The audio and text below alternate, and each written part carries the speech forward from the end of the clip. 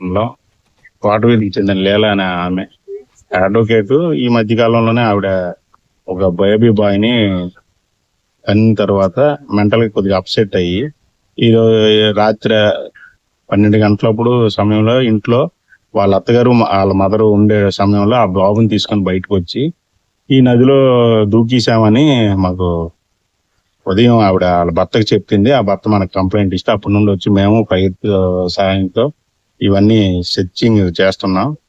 ఒకవేళ ఏమైనా తెలిసినట్లయితే మీకు మళ్ళీ తెలియపరుస్తాం.